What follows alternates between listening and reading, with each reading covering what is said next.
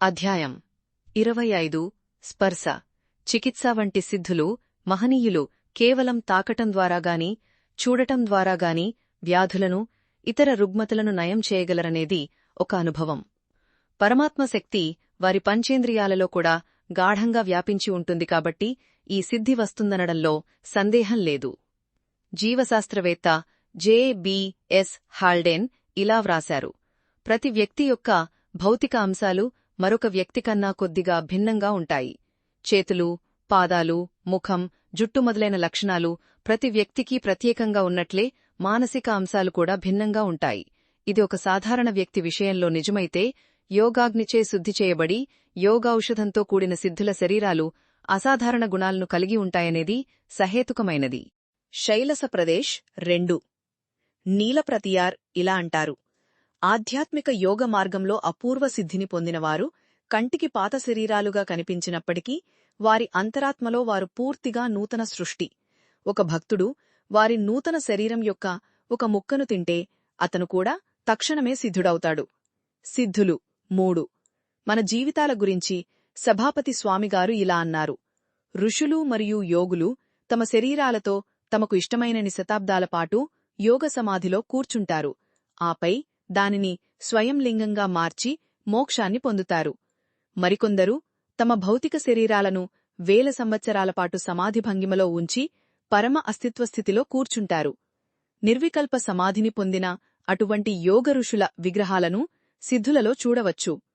రహస్య ఆశ్రమాలలో పట్టినాట్ 4 ఈ సందర్భంగా మన పిల్లలు కూడా ఈ దివ్యగాథను గమనించవచ్చు. తాను ఎప్పుడు మోక్షం పొందుతానని అతను శివుడిని అడగ్గా శివుడు అతనికి ఒక చెరకు కాండాన్ని ఇచ్చాడు. అది వాటంతటా అదే వేళ్లు తొడుక్కునే వరకు తీర్థయాత్ర చెయ్యమని ఆశీర్వదించాడు. పట్టినాట్ ప్రజలు కూడా తిరువోతియూర్ వరకు నడిచి వెళ్లి అక్కడ ఒక గొయ్యి తవ్వి అందులో ఒక ఆసనంపై కూర్చుని దానిని పూడ్చడానికి సమీపంలోని యువకులకు ఇసుక ఇచ్చారు. ఆ యువకులు అలాగే చేసి ఈ కథను గ్రామంలో చెప్పారు. గ్రామస్థులు భయంతో పారిపోయి ఆ గొయ్యిని తీయగా ఆ శరీరం ఒక లింగంగా మారి ఉండటాన్ని చూసి ఆశ్చర్యపోయారు. ఆ లింగాన్ని ఇప్పటికీ తిరువోతియూర్లో చూడవచ్చు. సాయి 5 శరీరం వెంటనే రాయిగా మారదనడానికి మరో ఉదాహరణ. మధ్య భారతదేశంలోని యాత్రికులు ఆగ్రా వంటి నగరాల్లోని దుకాణాలలో పాండరాయిని చూసి ఉండవచ్చు. ఇది సువాసనగల ఆకు లేదా మొక్క రూపంలో ఉంటుంది. దానిని తాకినప్పుడు అది రాయిలా అనిపిస్తుంది. ఆ ప్రాంతం అడవిలోని రహస్య ప్రదేశాలకు ప్రసిద్ధి చెందింది. లోదక తీర్థాలలో ఆకులు మరియు కొమ్మలను ఉంచితే కొంత సమయం లేదా కొన్ని రోజుల తర్వాత అది రాయిగా మారుతుంది. అటువంటి సాయి లోదకాలు సదయో వేది, 1 రోజుల వేది, 3 రోజుల వేది మొదలైనవి. వీటి లక్షణాలు మరియు కర్మకాండలను గురుముఖం ద్వారా తెలుసుకోవచ్చు. మన సాహిత్య పద్ధతిలో మరియు ఉత్తర భారతదేశ పద్ధతిలో దీనికి సంబంధించిన రహస్య గ్రంథాలు ఉన్నాయి. బెసెంట్ ప్రత్యార్ యొక్క అ స్టడీ ఇన్ కాన్షియస్నెస్ అనే పుస్తకంలో జీవాత్మ స్వరూపం అంగుష్ట ప్రమాణంగా కనుగొనబడింది. సాధారణంగా 4 గంపుల్లా మరియు సూక్ష్మదృష్టి పిట్యూటరీ మరియు పీనియల్ కేంద్రాల కార్యకలాపాల కారణంగా సిద్ధపురుషులలో 2 గంపుళ్ళు మరియు వాటి లక్షణాలు కనిపిస్తాయి. మరియు అగాగంపుళ్ల ప్రభావం వల్ల సిద్ధులు కూడా శిష్యులకు శాంతిని ఇస్తారని చెప్పబడింది. 7 స్వామి వివేకానందర్ గురుస్పర్శ వల్ల శిష్యులకు జ్ఞానోదయం గురించి ఇలా వ్రాశారు: నా గురువు శ్రీరామకృష్ణ పరమహంస హృదయ ప్రాంతంలో ఒకసారి నన్ను తాకారు. ఆ సమయంలో నాకు అద్భుతమైన అనుభూతి కలిగింది. పొలాలు, రోడ్లు, చెట్లు మరియు అడవులు, చంద్రుడు మరియు సూర్యుడు అన్నీ విచ్ఛిన్నమై ముక్కలుగా ఎగిరి ఆకాశంలో కరిగిపోయాయి. అప్పుడు ఆకాశానికి కూడా ముసలితనం వచ్చి నేను అనే తెలివితేటలను దూరం చేసింది. కొంతసేపటికి అది మామూలు స్థితికి వచ్చి మళ్లీ ఇళ్లు వగైరా చూశాను. 8 అటువంటి మహనీయులకు భౌతిక స్పర్శ అవసరం లేదు. వారి సాన్నిధ్యమే చాలు. తిరువಣ್ణ నామళ్లలో ఇప్పుడు జీవనాముక్తుడైన శ్రీ రమణ మహర్షి గురించి నేను ఇదివరకే ప్రస్తావించాను. ఆయన నేను ఎవరు అనే ప్రశ్నపై తీవ్రంగా చర్చించి జ్ఞానయోగ సిద్ధిని పొందారు.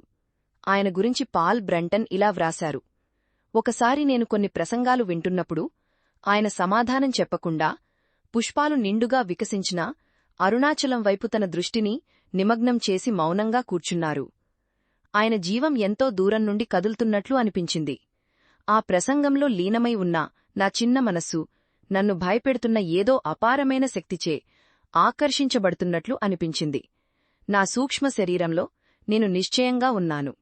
తాత్విక జ్ఞానమనే జలధార ఉబికి వస్తోంది. నేను బాహ్య సమస్యలను తొలగించుకొని అంతరస్వరూపంగా మారి ఆ జ్ఞాన జలధార అనే నీటిని త్రాగాలి. ఆ విషయం గ్రహించడానికి నాకు అరగంట పట్టింది. అయినా రమణపసు కళ్ళు మూసుకొని మౌనంగానే ఉండిపోయారు. ఆయన నన్ను మరచిపోయినట్లు అనిపించినప్పటికీ నాలో ఉదయించిన ఆ జ్ఞానోదయం ఆయన అనంతమైన రహస్యమైన మౌనంలోని జ్ఞానం నుండి వెలువడిన ఒక సూక్ష్మమైన అల అని నేను గ్రహించాను. కుండలినికి యోగా అధ్యాయంలో నేను చెప్పినట్లుగా నేను భగవాన్ రమణను 25 సంవత్సరాల క్రితం మొదటిసారి కలిశాను. అప్పటినుండి ఆయనను అనేకసార్లు చూసే అవకాశం నాకు లభించింది.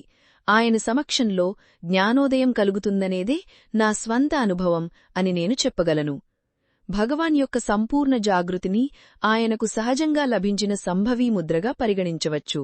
సంభవీముద్ర యొక్క లక్షణాలు ఇప్పటికే తారకయోగ అధ్యాయంలో ప్రస్తావించబడ్డాయి.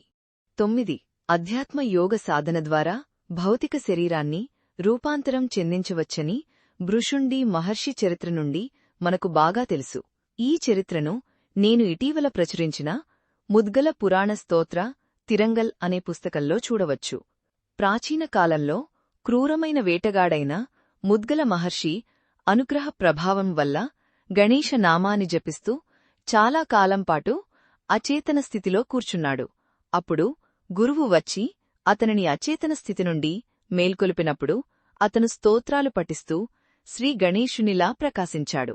10 ఇదర్కపన మైనాట్లో క్రైస్తవ సాధువు అయిన సెయింట్ ఫ్రాన్సిస్ కథను కూడా మనం చెప్పవచ్చు. ఆయన క్రీస్తువలే శిలువకు మేకులతో కొట్టబడి ఆ శిలువపై మోయబడి ఆయన గాయాల గుర్తులను తన భౌతిక శరీరంపై పొందాడు మరియు తన శిష్యులకు ఉత్తమమైన స్వస్థతను ఇతర అద్భుతాలను కూడా చూపించాడు.